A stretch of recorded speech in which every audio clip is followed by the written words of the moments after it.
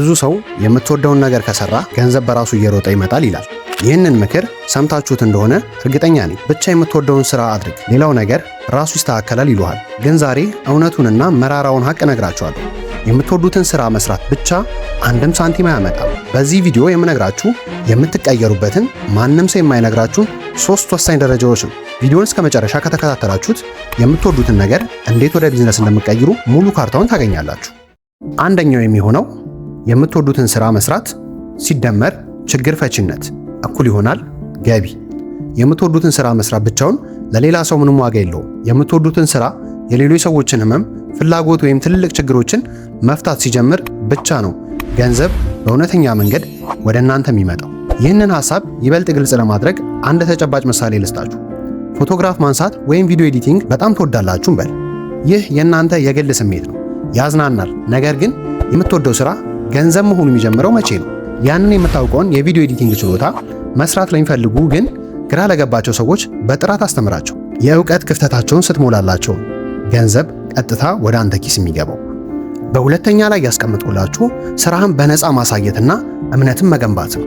ብዙ ሰዎች የሚሳሳቱበት ትልቅ ስህተት አለ። በጣም ብዙ ጎበዝ ልትሆን ትችላለህ፣ የምትወደውን ስራ በጥራት ትሰራለህ።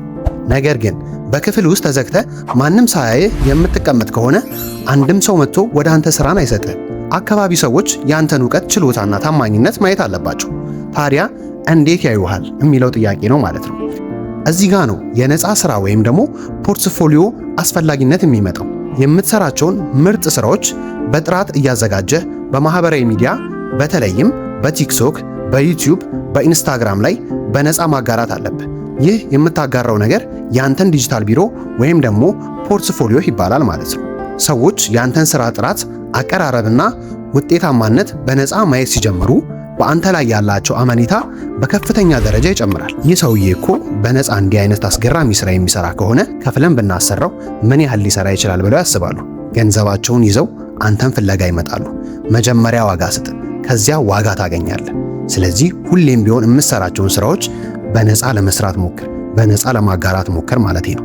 ሶስተኛና የመጨረሻ የሚሆነው ሞኔታይዝ የምታደርግበትን ሲስተም መፍጠር ነው።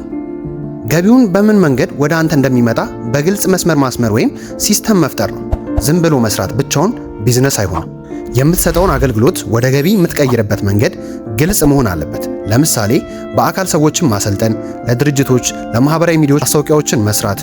ስለዚህ ሲስተም ሲኖርህ ስራ ወደ አንተ በእውነተኛ መልኩ ወደ ቢዝነስነት ይቀየራል ማለት ነው። የምትወደውን ነገር ከመጀመር ወደ ኋላ አትበል። ዋናው ነገር ጥራቱን ጠብቀህ በተከታታይ መስራትና ሰዎችን መጥቀም ላይ ትኩረት አድርግ።